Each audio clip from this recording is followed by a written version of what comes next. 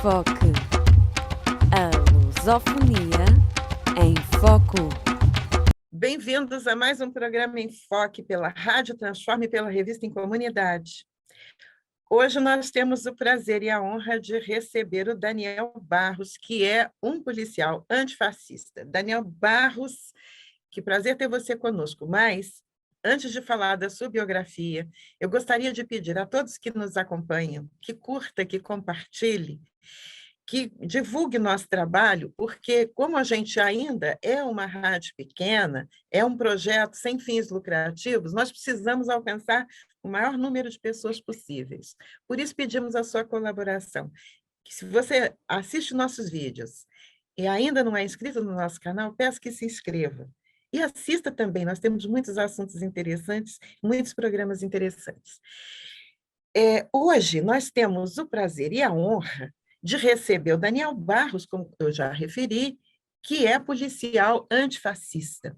O Daniel Barros é alagoano, é engenheiro agrônomo, formado pela Universidade Federal de Alagoas, é escritor, autor de 5 livros, sendo um deles premiado internacionalmente, é pós-graduado em segurança pública, é especialista em atividade policial judiciária, é professor da Escola Superior de Polícia Civil do Distrito Federal e é policial há 24 anos.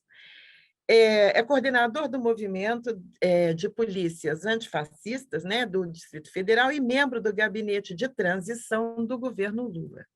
Sabemos que o fascismo ele ganhou corpo no mundo, né? Ultimamente, ele tem crescido em diversos países. E eu queria saber de você como é que você entra nesse movimento antifascista, como é que isso se desenrola, como é que é o histórico desse seu engajamento nessa luta. E se há com vocês uma ligação com os outros movimentos antifascistas ao redor do mundo. Sim. Em primeiro lugar, a honra é toda minha de estar aqui no programa. Sem dúvida nenhuma, é um tema muito, muito polêmico e muito necessário, a questão das forças de segurança e o fascismo, mesmo porque é uma das bases do fascismo. É a utilização das forças de segurança. Nós podemos ter comprovamos isso durante esse período do governo Bolsonaro, e existe sim uma articulação nacional, existiu desde o começo de 2010, 2011 e aí por diante, uma articulação mundial para que houvesse um descrédito à classe política, quando na realidade essa construção desse descrédito à classe política tinha por objetivo afastar as pessoas da política, para que ela pudesse ser manipulada sem a condição de pensamento e de criação, em função de todo esse interesse que vinha por trás do crescimento da sociedade organizada no Brasil, principalmente. A gente vinha se organizando, vinha crescendo a cada dia mais, e era necessário que se freasse isso. E houve isso também de forma mundial, né? Não foi apenas uma coisa que aconteceu no Brasil, aconteceu no mundo inteiro. Infelizmente, nós pagamos caro, o Brasil, os Estados Unidos, e sobretudo o Brasil, a gente pagou muito caro o crescimento do fascismo. E foi por isso que em 2015, 2014, foi criado o movimento policiais antifascismo do Brasil. É um movimento articulado em todo o país, em todo o território nacional, onde nós buscamos policiais que pensem em uma polícia diferente, que pensem em uma polícia que sirva à sociedade, que seja uma polícia cidadã e não uma polícia apenas para a repressão dos povos pobres, das pessoas menos favorecidas. Então, surgiu aí e se fortaleceu muito agora nessa campanha para presidente, porque era um tudo ou nada, né? Um tudo ou nada. Ou a gente derrotava, ou a gente iniciava a derrotada do fascismo no nosso país, ou com mais 4 anos, que não seriam 4 anos, porque dessa vez ele implantaria um sistema autoritário, ele aproveitaria a força das eleições, a força do voto, para poder sustentar o seu sonho, que sempre foi único, que foi de instalar um sistema autoritário. Ele, durante a campanha, ele prometeu que o Brasil voltaria 50 anos, e foi uma das poucas promessas que ele pagou, que ele cumpriu, né? o Brasil realmente retrocedeu esses 50 anos durante todo esse processo, esses 4 anos de governo Bolsonaro, aliado aos 2 anos de governo golpista do governo Temer. Nós tivemos um retrocesso profundo e um sofrimento terrível da população brasileira. O presidente Lula tinha conseguido, com muito sacrifício, tirar mais de 30 milhões de pessoas da linha da pobreza. Tinha tirado o nosso país do mapa da pobreza, da fome. E hoje, só durante o governo Bolsonaro, foram 33 milhões de pessoas que voltaram para a linha da miséria. E linha da miséria é viver com menos de R$ 200 por mês. Eu não sei qual seria essa conversão aí para Portugal, mas imagine você viver com menos de R$ 200. Aquilo que são essas as pessoas. R$ 200 é aquilo que um operário não muito especializado ganha por dia. Pois é. Aqui no Brasil tem 33 milhões. Isso dados estimativas, porque nós acreditamos que são mais. Aqui, mais de 33 milhões de pessoas vivem durante todo o mês. Eu estou a fazer melhor as contas. Não, é abaixo daquilo que uma faxineira ganha por dia. Uma faxineira. Pois é. Um dia. Exatamente. Por dia, aqui em Portugal. E a nossa população tem que viver com isso durante todo o mês. Imagina o nível de devastação que foi feito nesse país durante esse governo. Mas é algo que é importante nós abordarmos. É que Bolsonaro chegou ao poder através muito do apoio das forças policiais, inclusive, não é? A imagem da defesa das forças policiais, das forças armadas, e ele realmente defendeu, ele protegeu as forças policiais, ele deu dignidade às forças policiais e à luta contra o crime. Não é? Ele equipou, efetivamente, ele deu algum tipo de incentivo ou algum tipo de... Ele contribuiu para o crescimento, para a investigação, para alguma forma de melhorar o desempenho? Não. O presidente Bolsonaro, ele maltratou muito as forças de segurança pública, sobretudo as polícias judiciárias, ou seja, as polícias investigativas. Entendeu? Ele fortaleceu, sim, aos militares. Ele manteve privilégio, ele aumentou os privilégios dos militares, mas das forças de segurança, não. Ele vetou todos os processos de reestruturação, ele não fez investimento. Para vocês terem uma ideia, a Polícia Rodoviária Federal, que foi usada por ele como a nossa Gestapo, a nossa polícia política, ela chegou ao final deste ano sem dinheiro para abastecer de combustível as viaturas. Então, na realidade, o discurso dele de proximidade com a segurança pública é um discurso só de falácia. Na realidade, ele conquistou tanto espaço na segurança pública, nas forças policiais, porque ele prometia a impunidade. E a gente tem... E os policiais, de fato, são muito mal compreendidos quando se envolvem em algum tiroteio, porque nem todos os tiroteios são tiroteios que a polícia agiu com má intenção. Mas, seja qual forem eles, a polícia sempre é muito mal vista. E o Bolsonaro se elegeu com um discurso de impunidade. Mas a impunidade não apenas para quem se envolvesse de forma lícita e de forma legal em algum tipo de tiroteio, mas sobretudo para aqueles que se envolviam de forma criminosa. Então, o que ele prometia e tentou passar no Congresso era uma excludente de ilicitude que praticamente liberava os policiais para matar sem que houvesse nenhum processo investigativo. Então, o presidente Bolsonaro ele foi péssimo para as polícias judiciárias, porque ele sabe que são essas polícias que vão investigá-lo. Ele sabe que são as polícias judiciárias que investigam crimes de corrupção e não são as polícias militares. As polícias militares fazem a contenção de movimentos populares, faz a contenção, a manutenção da ordem e da lei, e ela não chegaria, de forma alguma, ela chegaria próximo deles ou do grupo deles. Então, o presidente Bolsonaro ele fez investimento zero na segurança pública.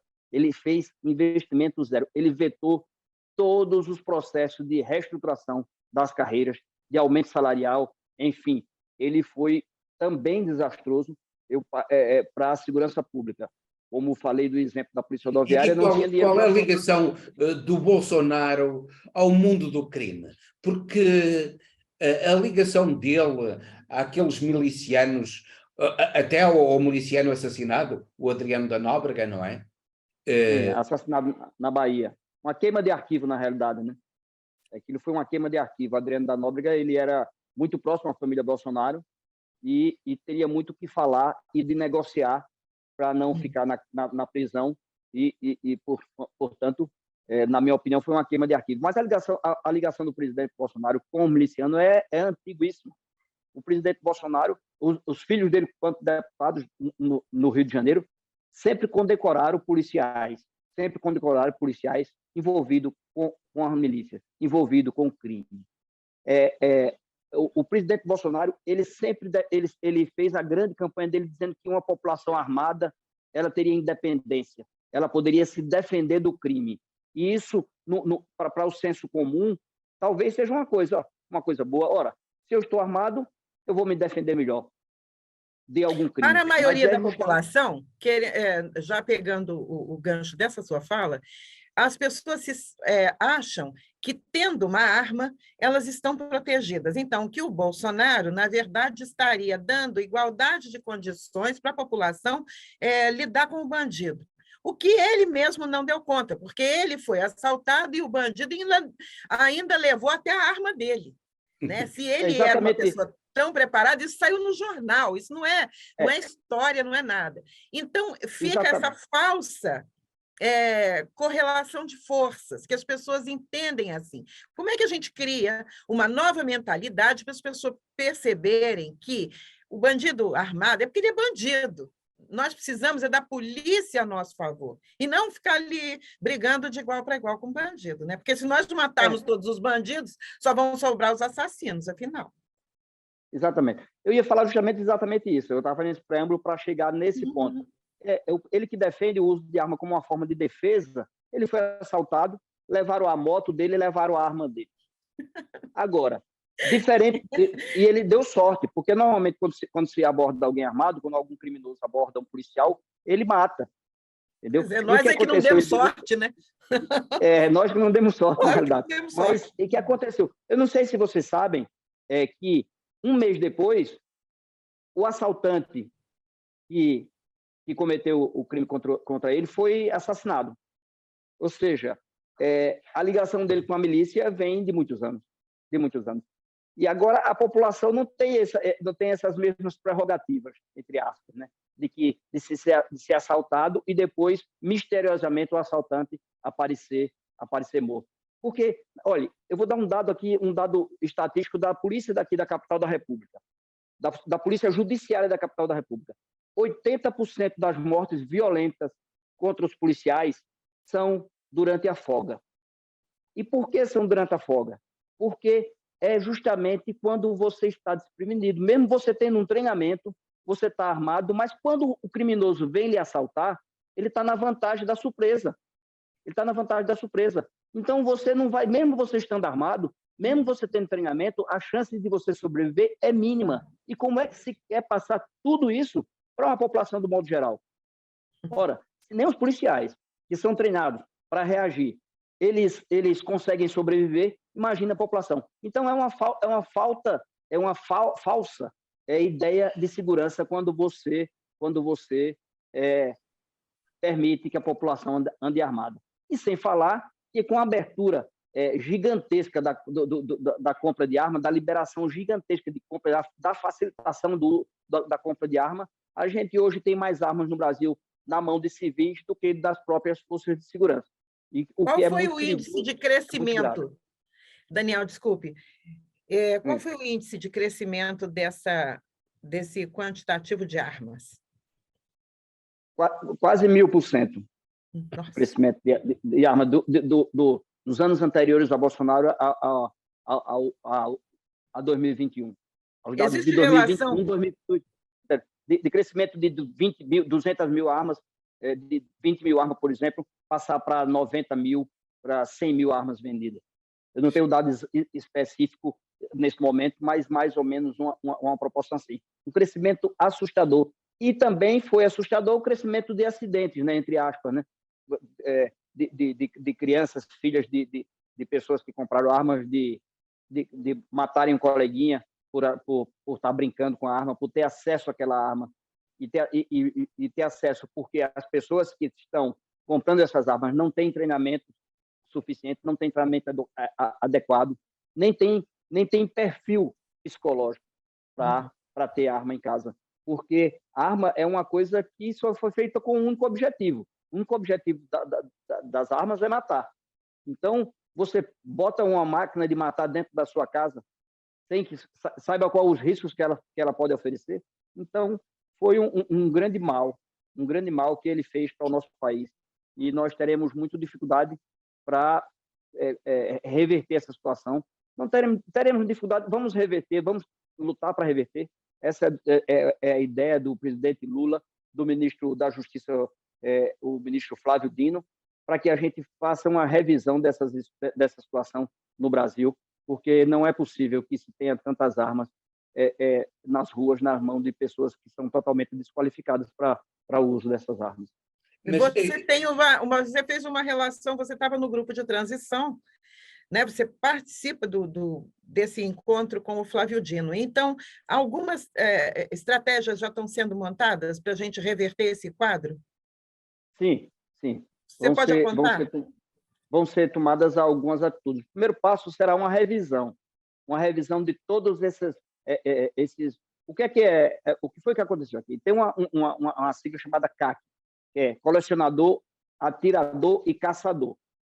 É até meio contraditório, né? Porque no Brasil a caça é proibida, né? Mas a gente tem os CACs, que são colecionadores, atiradores e caçadores. Então, o que acontece? Os atiradores, tudo bem, é uma coisa, é um esporte e que tem que ser visto por outro ângulo. Mas o que aconteceu de 2019 para cá?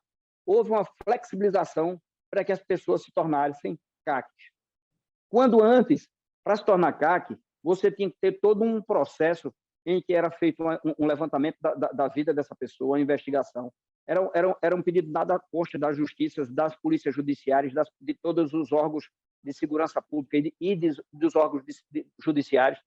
Era feita uma vistoria na casa daquela pessoa para saber se aquela pessoa tinha condições de segurança, de manter armas em casa, como, por exemplo, cofres, como cerca elétricas, como cães de guarda. Então, ele vinha na sua casa e fazia fotografia do seu cachorro, da sua cerca elétrica, do seu cofre. E o que é que aconteceu? Tudo isso acabou, se flexibilizou. E, por isso, o Exército não deu conta de fazer essas vistorias nas casas das pessoas que queriam se tornar CAC, e virou essa grande bagunça, quando as próprias Forças Armadas não têm um controle exato, não sabe exatamente quantas armas foram adquiridas em todo esse período. Por incrível que pareça, a gente teve essa dificuldade enorme no governo de transição de saber especificamente quantas armas tinha. Não sabe. Pois não. Não sabe quantas, nem por quem. Nem por quem. O que é muito importante. Porque elas podem ter sido adquiridas pelo mundo do crime e precisamente são essas armas adquiridas pelo mundo do crime que põem em perigo as próprias forças de segurança, que têm por dever defender a liberdade e a segurança dos cidadãos, não é? Sem dúvida. Foi exatamente o que aconteceu. Tanto quando as Forças Armadas, como instituição, o Exército Brasileiro, percebeu e viu qual era a intenção do Bolsonaro, ela tentou criar alguns mecanismos. Por exemplo, um dos mecanismos é um que já existe para as forças policiais. é que cada munição que nós recebemos na polícia, ela tem uma numeração de lote, carga, um número sequencial, em que, se essa munição é encontrada em qualquer lugar, vai saber a origem dessa munição. O Exército Brasileiro baixou um decreto, decretou que todas as munições vendidas para colecionadores, atiradores, caçadores tivessem essa marcação. Repare que incrível. O presidente Bolsonaro vetou. Ora, por que ele não quer que se saiba a origem da munição usada em determinado crime ou coisa parecida? Por quê? Porque ele sabe que esse mecanismo que ele criou foi para fortalecer as milícias e para que esse armamento essas munições não pudessem ser rastreadas. Então, foi realmente intencional, não foi uma falta de habilidade de fazer o processo correto, mas foi sim a intenção de fazer de forma que dificultasse o trabalho das polícias e que facilitasse a vida daqueles que que são criminosos. Tiveram vários casos aqui no Brasil, vários casos de traficantes comprando armas, de vários CACs que alugavam armas para o cometimento de crime, entendeu? Eu mesmo tive a oportunidade de prender um traficante de droga e que ele era CAC, ele tinha um registro de colecionador, atirador e caçador. Ora, como um criminoso consegue esse registro? Como um criminoso, já com ficha na polícia, na justiça, consegue isso? Porque houve uma liberação total, sobretudo para esses que não deveriam estar armados. Na realidade, o armamento, talvez a gente tenha que repensar de forma muito, muito, muito forte o endurecimento ainda maior do que já foi aprovado no plebiscito. O Brasil teve um plebiscito, ocorreu um plebiscito, onde a população brasileira disse que não queria essa liberação total de armas. Não queria. Fora esse plebiscito, todas as pesquisas que são feitas no Brasil, a população é contra essa venda indiscriminada de armamento. Então, o que precisamos é de ter coragem para enfrentar esse problema, porque o lobby das armas, como a companheira falou, é muito forte, mas mais forte tem que ser o Estado brasileiro. E a gente tem que combater isso, sim, com seriedade e coragem. Eu queria aproveitar e falar com você uma questão que eu escuto muito. A gente exagera quando chama de fascista, quando chama o governo fascista e tal, porque não está necessariamente atrelado a Mussolini. Mas o fascismo mudou ao longo da história. O fascismo de hoje não é exatamente igual ao fascismo de Mussolini. Não é? Como é que você rebate esse tipo de crítica e como é que é? Quais são as características do fascismo atual que você percebe especificamente no Brasil? Se tem alguma diferença do que anda pelo mundo? Cada país tem o seu tipo? Sempre ocorrem as adaptações, né? E nada é estático. O fascismo tem evoluído para poder se perpetuar dentro do nosso país e do mundo do modo geral. Mas temos coisas muito comuns, que são a base do fascismo. O culto à pessoa, a mobilização permanente das massas e o Estado policialesco. Essas são três coisas que já dizem, que já combatem totalmente esse discurso de que o governo Bolsonaro não é um governo fascista. Ele, sim, fez o tempo todo culto à pessoa, ele fez uma permanente mobilização das massas para a sustentação do seu governo e ele fez o que podia para usar as forças de segurança para defender o modelo de governo dele e não o Estado. Nós sabemos que a maior parte da verba italiana eram usadas na época de Mussolini para manter as milícias italianas. Aqui ele não precisou de todo esse aparato, esse investimento todo, porque ele já optou no campo da falácia. As forças de segurança pública, mas utilizou de forma assustadora, por exemplo, as polícias militares e a polícia rodoviária federal. E eu não sei como é que você é brasileiro, você entende, mas eu não sei os colegas portugueses se entenderiam o que seria a Polícia Rodoviária Federal. A Sim, Polícia Rodoviária Federal... nós também temos aqui um polícia de trânsito, chama-se Polícia de Trânsito em Portugal. Mas aí a Polícia Rodoviária Federal aqui, ela não é uma polícia para o trânsito das cidades, ela é uma polícia só para as rodovias federais. Sim. Ela é voltada para atuar só nas rodovias federais. E o que é que a gente viu no noticiário? A Polícia Rodoviária subindo o morro no Rio de Janeiro para combater, grupos de traficantes. Ora, não é o papel da Polícia Rodoviária Federal. O papel da Polícia Rodoviária poderia ser impedir que as armas e a droga chegassem lá. Mas para subir o morro, isso já foi uma distorção das funções da Polícia Rodoviária. Mas você pode me dizer, mas não há uma relação com a passagem de armas para as comunidades? Há uma relação da passagem, mas o papel da Polícia Rodoviária seria impedir justamente que essas armas chegassem no morro. E não fiscalizar esse tráfico nas estradas, não é? Para evitar que não subir ao morro junto com a Polícia Militar. Então, é muito complicado. E isso tem que ser revisto, tem que ser revisto. A gente tem que resgatar as forças de segurança para que elas tenham um papel de força de segurança de Estado e não de governo. A polícia tem que atuar em defesa da liberdade, da democracia e da ordem, e não apenas só da suposta ordem pública, mas da liberdade da população. A polícia deve ser guardiã da liberdade. E, para isso, nós precisamos reformar as polícias. Precisamos ter coragem de reformar as polícias. A gente tem aqui no Brasil polícias militares que só existem em países de terceiro, quarto, quinto mundo. Não existe essa... A polícia militar aqui atua como uma força auxiliar das Forças Armadas. A polícia não... As Forças Armadas, ela é feita para a guerra. E polícia não deve ser feita para a guerra. A polícia deve ser para a promoção da paz social. Então, nós precisamos ter coragem de desmilitarizar as polícias militares. Nós precisamos de reconstruir as polícias judiciárias. Para vocês terem uma ideia, aqui no Brasil, se faz concurso para chefe de polícia. Aqui, você, para ser comandante, você faz um concurso específico para entrar já como oficial da Polícia Militar. Já faz um concurso já para entrar como delegado, ou como se fosse uma associação, por exemplo, para os Estados Unidos, é como se você fizesse concurso para capitão. Você faz concurso para capitão. Então, aquele policial que tem 20, 25 anos e até 30 anos de serviço vai ser comandado por uma pessoa que fez concurso só para aquilo. Então, não traz aquela experiência. Eu fiz um curso com um companheiro que foi americano, e ele pediu para visitar uma das nossas unidades policiais de polícia judiciária, as nossas delegacias. E quando chegou lá, estava sentado lá à mesa, ele disse: eu gostaria de conhecer o capitão de vocês.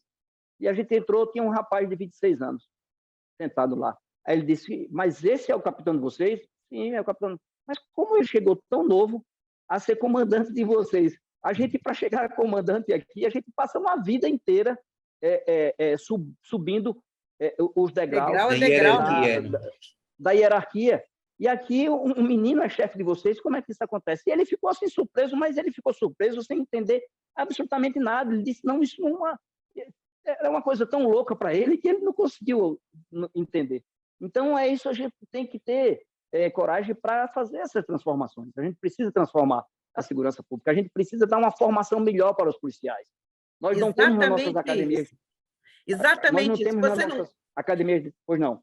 É exatamente o que eu estava querendo saber, porque há muito tempo eu escuto isso, que é preciso investir na formação dos militares, dos policiais militares, para poder dar uma carga maior de humanidades, para aprender que o inimigo não é o povo, eles não estão só para preservar o patrimônio, porque o que a gente vê é que o patrimônio é mais importante do que o cidadão no Brasil, não é?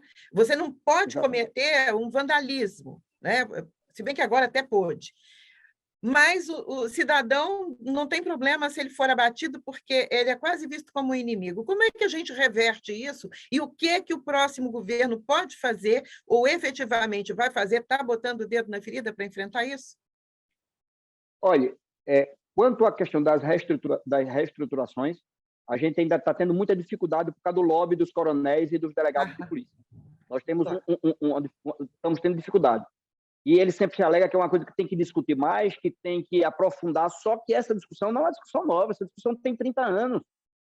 há mais de 20 anos, que eu estou há 24 anos na polícia e já entrei sabendo que eu sou de uma família de policial, meu pai era policial militar, meu tio era coronel da Polícia Militar de Alagoas, e meu irmão era policial federal. Então, eu já entrei na polícia, entrei tardiamente, com 30 anos, mas eu já vinha nessa discussão, já conhecia essa discussão de desmilitarização e de criação de uma carreira polícia judiciária única, entendeu? Onde a gente tivesse só uma única porta de entrada. E se alega sempre que a gente tem que discutir mais. A gente tem que discutir sempre, mas a gente tem que começar a implantar. E a proposta que foi feita, que eu fiz, é que a gente já comece pela formação do policial. A gente não tem um perfil claro do policial que a gente quer. Então, nos concursos públicos, a gente usa um perfil que não é de um policial cidadão, que busca uma polícia cidadã. Então, a minha proposta é que a gente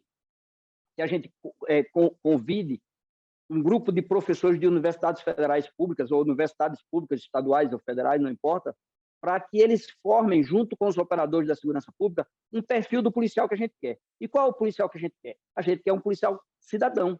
A gente quer um policial que respeite a comunidade, que esteja lá para proteger a comunidade, não para atacar a comunidade. E através do Sistema Único de Segurança Pública, a gente possa implantar tudo isso em todos os concursos públicos do Brasil, guardando naturalmente as peculiaridades de cada região do país. O Brasil é muito grande, e até mesmo de estados. A gente guardar essas diferenças, mas que seja um perfil de que a gente queira para uma polícia que defenda a democracia, que defenda o Estado e não o governo. E vamos mais, a gente não tem uma grade curricular para as academias de polícia. Mais ou menos, cada um faz o que quer. Tem uma certa ideia de uma base, mas não tem isso colocada de forma obrigatória. Mais uma vez, aí vamos ampliar o leque de professores e cientistas, juntamente com as forças de segurança, com os operadores, para a gente criar uma grade curricular. A gente não tem, obrigatoriamente, direitos humanos nas academias de polícia. Não é obrigatório o ensino de direitos humanos. Não é obrigatório e não existe sociologia, não existe nenhuma cadeira de humanas. Então, é como você falou, como é que a gente vai tratar com a população sem entender por que ela está daquela forma, por que ela age daquele jeito. Então, é necessário que haja, sim. Esse seria o pontapé inicial, a reforma da formação dos policiais. A formação dos policiais é fundamental, a qualificação dos policiais é fundamental. Isso passa também pela própria carreira. Você não vai dar uma grande formação para um profissional onde a carreira não é valorizada. Então, a valorização da carreira policial, bons salários é fundamental, sem dúvida nenhuma, porque você vai fazer com que o policial fique e queira defender aquela missão dele como policial e passaria pela formação e logo continuamente e conjuntamente também pela reestruturação. É uma luta difícil, mas o que depender de mim, eu vou estar o tempo todo discutindo e lembrando a necessidade de fazer essa reestruturação para que a gente não passe pelos problemas que nós passamos aqui. Por exemplo, no dia 2 da diplomação do presidente Lula, onde houve um verdadeiro vandalismo terrorista e que ninguém foi preso. Aí eu lhes pergunto, se fosse uma manifestação de trabalhadores rurais sem terra, se fosse uma mobilização de professores, o que aconteceria com esses manifestantes? Seriam trucidados. Infelizmente, ninguém foi preso. Aí sobra para a Polícia Judiciária, que já realizou algumas prisões, mas quando elas poderiam ter sido já feitas no momento do cometimento do crime. Mas não. E aí a Polícia Judiciária já está trabalhando nisso, já saíram alguns mandados de prisão, não sei ao certo quantos, e as pessoas estão sendo presas, mas era necessário que tivesse se agido na hora para que com o exemplo, esse exemplo fizesse com que desestimulasse as pessoas a ter esse tipo de comportamento. Então, agora, mas há uma questão muito importante, há aí uma questão muito importante,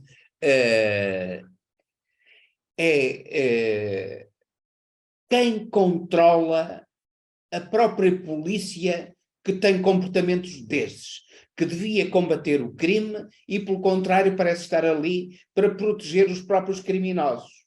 Quem controla isso? Será que esses polícias que, afinal de contas, não agiram, não combateram o crime, eles vão ou não ser punidos? Olha, eu acredito que nesses casos específicos não vão ser, porque não foi a primeira vez que aconteceu. Nossa. Eu acredito que talvez eles não cometam novamente com medo do novo governo, que eles não vão ter espaço para não ser punidos. Mas porque quem controla são os governadores, né? Aqui as polícias são estaduais. Então, os governadores são eles que controlam. Esse caso específico, o governador declarou que a ordem era de prender, mas é óbvio que a ordem não era de prender. Não foi um movimento espontâneo dos policiais de não prender e não agir porque não queriam agir. Essa ordem, com certeza, veio de cima, porque é impossível, dentro da hierarquia que existe dentro das polícias militares, que um policial, um soldado, um cabo ou um sargento tome a atitude de não prender e que ele não seja imediatamente reprimido pelos seus superiores que estavam em campo naquele dia. Então, houve sim uma conivência do Estado, do Distrito Federal, do governo do Distrito Federal, porque eles não agiram, não prenderam no momento que era para prender e não foi anunciado nenhum tipo de punição, ou nem foi anunciado, pode ser que ocorra, mas não foi anunciado nenhum processo de investigação para saber por que aqui a polícia não agiu como deveria ter agido no dia 2 agora do mês, quando da diplomação do presidente Lula. Agora, há só um minutinho, Henrique. Há uma convergência de pautas dos policiais antifascistas, porque há 17 países, pelo menos, que a gente sabe, que estão se comunicando, estão trocando ideias, e uma das queixas é sempre a formação do policial. A falta de matérias de humanidades, de direitos humanos, né, de sociologia, de psicologia, dentro dessa formação para garantir um policial que saiba lidar com a população em geral. Porque o que a gente vê hoje em dia a gente tem mais medo, às vezes, do policial do que lembra a música do Chico, né? Chame o ladrão, né? Você já fica com certo receio. Então, por que o Brasil agora não se associa, faz uma grande força-tarefa, um intercâmbio, trocando essas experiências e não começa a investir de vez nisso? Porque isso que você falou é muito preocupante, porque, quer dizer, eles vão se recolher porque mudou o governo, mas na hora que muda de novo, estão ali de volta na mesma prática? É perigoso para nós. Exatamente, por isso que precisa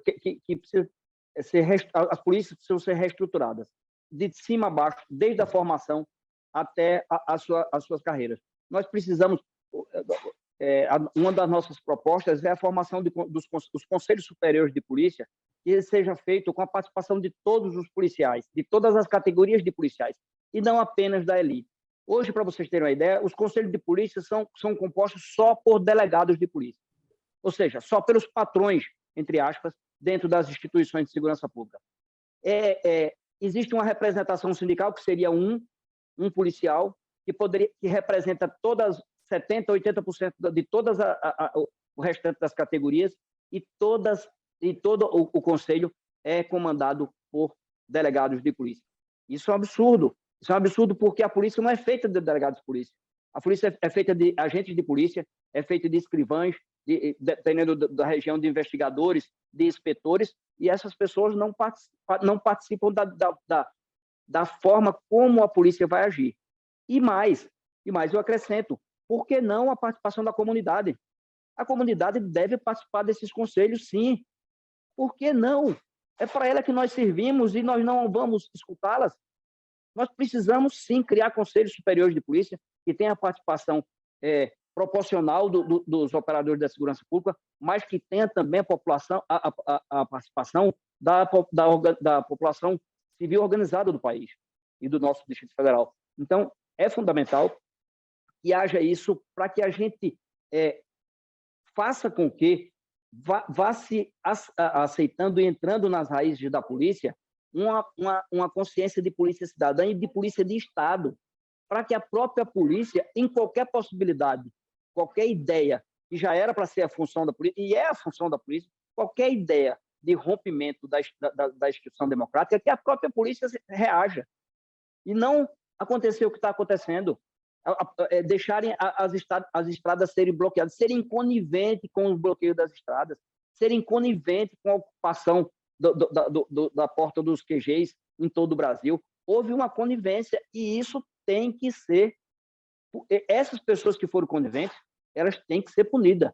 O presidente Lula falou que não quer revanchismo, que não quer vingança. E eu concordo com ele totalmente. Não se age por vingança não é ou por revanchismo. Nem é vingança. Você age para cumprimento da lei. É cumprimento. Se descumpriu a lei, essas pessoas têm que ser punidas. Isso não é revanchismo. Isso é cumprimento da lei. E a lei tem que ser rigorosa para aqueles que a infringem. E não só para aqueles que infringem da parte pobre e desprovida da sociedade, mas também os operadores que têm uma obrigação e o dever de agir e não agir, eles devem ser punidos e têm que ser punidos.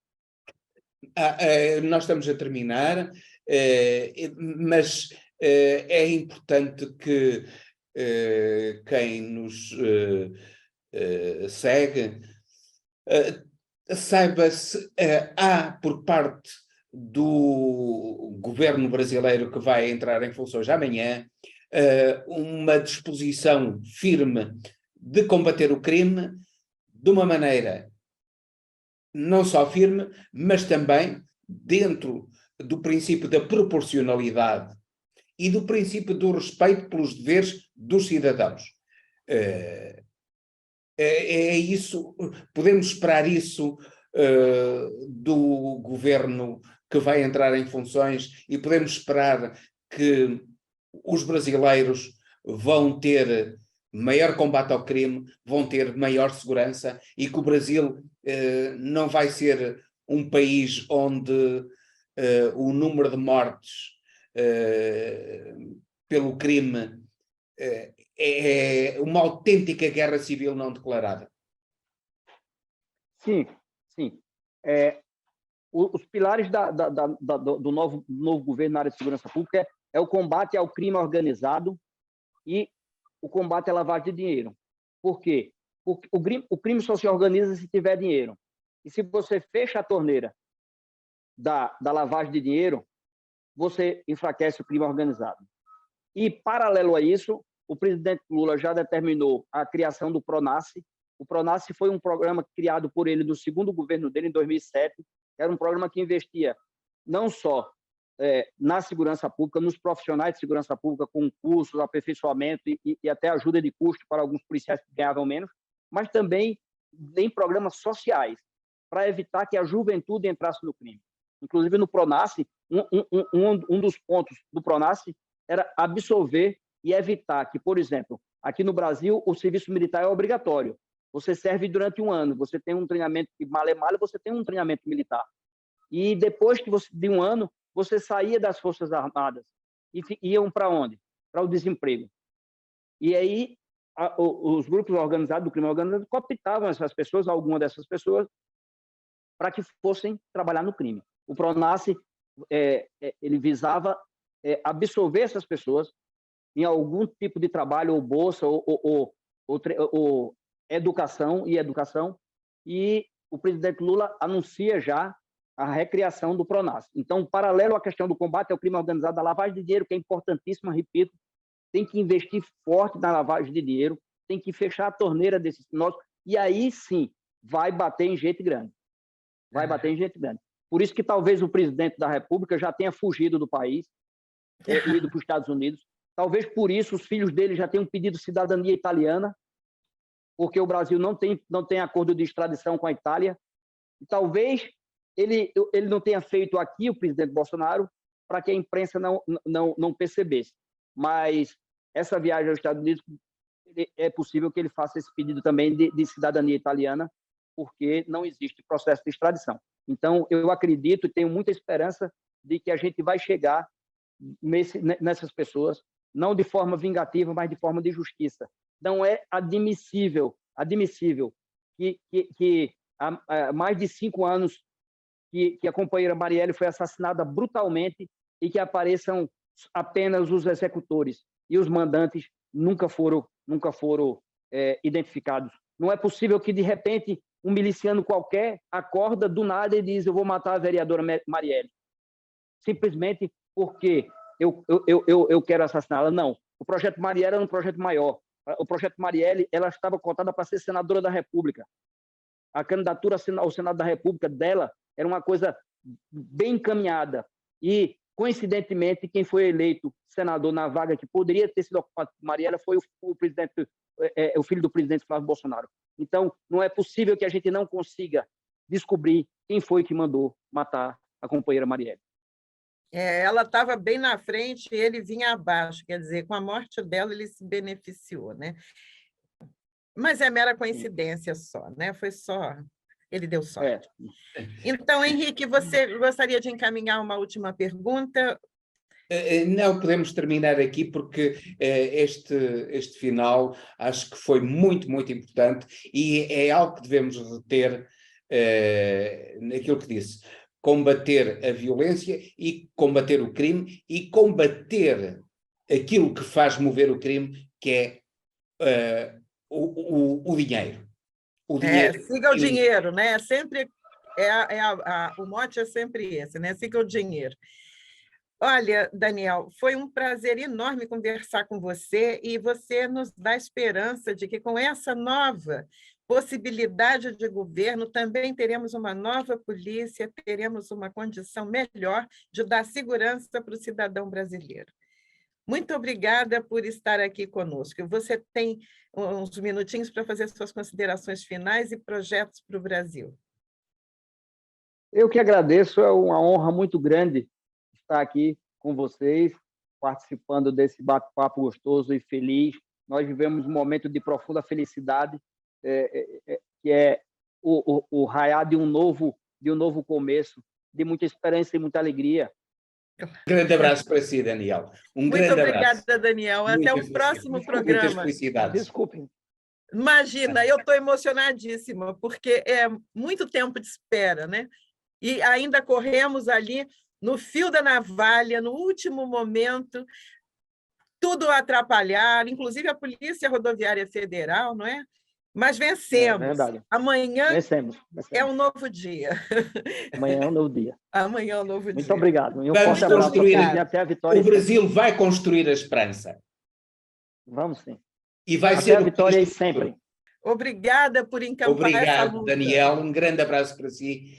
Um grande abraço e um muito obrigado para si. Saúde e um feliz ano de 2023.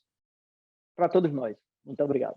Muito obrigada. Até o próximo programa Enfoque. E pela Revista em Comunidade e pela Rádio Transforma.